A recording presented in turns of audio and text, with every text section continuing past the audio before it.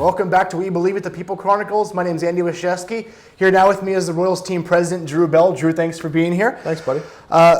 Let's get started. Tell me a little about yourself. What got you into being the president of a hockey team? Do you have any background in hockey?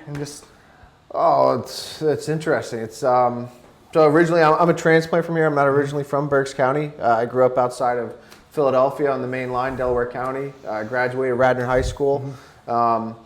After going to Penn State, I played a little bit of hockey there. I realized I wasn't going to go very far, so I needed to make some better business decisions in my life, and I chose to go to law school, which worked out really well for me in several different areas. I met my wife the first day of orientation there. Nice. And we were both dating separate people, but as soon as I met her, I knew that was the woman I was going to marry, and luckily I was right. And 5 years later of marriage, we've got 3 beautiful kids. We live here in Wyomissing, and I couldn't be happier.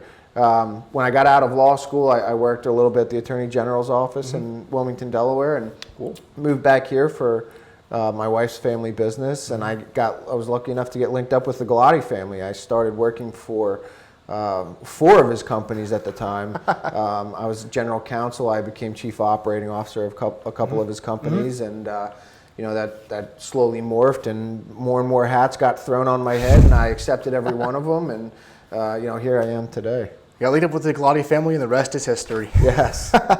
So now that you have a year under your belt as president, what can you take away from your experiences the past year? What did you learn from?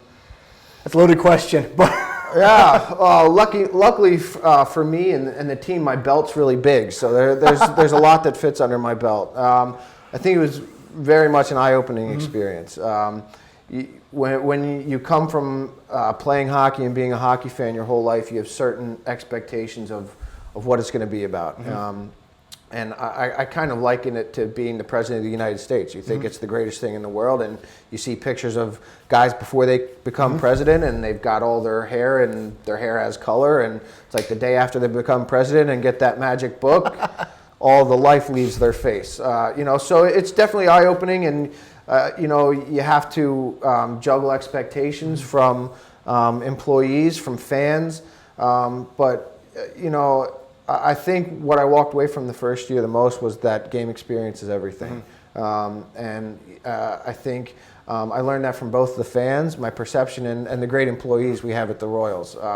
Everybody is in it, not because it's a high-paying job, but for the love of the game, love of the Reading Royals in particular, and everybody wants the game experience to be enhanced, to be a little bit more captivating, more energy. Everything we drive home in our staff meetings, as you well know, is energy. Yep. What can we do? So, I think that's something that we're going to focus on to keep enhancing that game atmosphere. So, can I mention a little bit about things you're looking to change? What are some big changes that fans can expect in the 15th year of Royals hockey? Well, some of the things that we've already done, and I think some people have seen. Last year when the team came in and Jack came in, one big hole that we saw was a center hung video board, which is the first thing that we jumped on, which is a big ticket item. We dropped about $500,000 on a center hung video board to enhance that in-game experience. This past year we upgraded the dasher board system to seamless glass, which is a huge upgrade for fans. 360 degrees, there's no obstructed views. We also upgraded high-def video. We've also brought in some new mascots, new mascot outfits, some different characters. And I think that all goes back to what we're doing. If you were at opening night, you saw some different audio-visual things for the introductions, player introductions, and it's just elevating that game experience.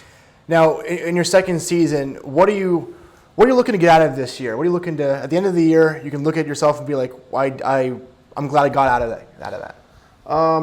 That's a very good question. I think looking back at the season, I think there's 3 things that we can judge ourselves off of, and I can judge myself off of to say that this was a successful season. The first question I ask every day, and I will ask at the end of the year, is have I empowered all of our employees, all of our staffers to be the best that they can? This is something we do with our players as well as our staffers to not only make them better employees and better people of corporate America, but to make them better people in the community. So as long as I've empowered our staff to be the best employees and get the most out of their jobs, then I've done well with that. Awesome. Obviously, hockey success is another thing. We want to make a long playoff run. We want to win. Of course. We want to win the Kelly Cup again. Another parade down Penn Street. Another parade down Penn Street. Everybody wants that, and Yep. you know that's my end goal for sure. Absolutely. And you know we're not sparing expenses there to make sure that we can get the best team on ice and to develop them as players and men in life. And then third most important to me is the impact that we leave on the community. One thing that we're always going to harp on and we always focus on is more and more community involvement.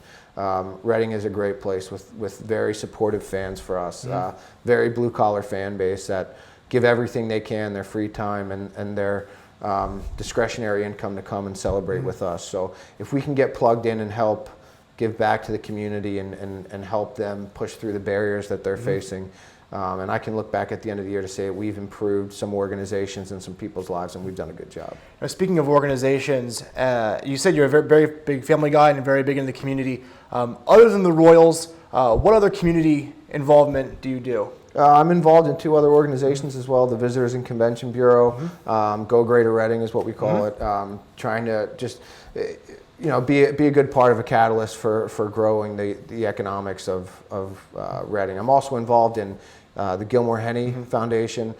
They're responsible for beautifying and restoring playgrounds to give kids a safe and fun alternative to being on the streets. So they're great causes, and I love being a part of them. There's a lot going on around Reading, a lot to do. Drew, thank you very much for being here, and thank you for joining us as well. We'll see you next time on We Believe. For tickets or game information, call 610-898-PUCK or visit us at royalshockey.com.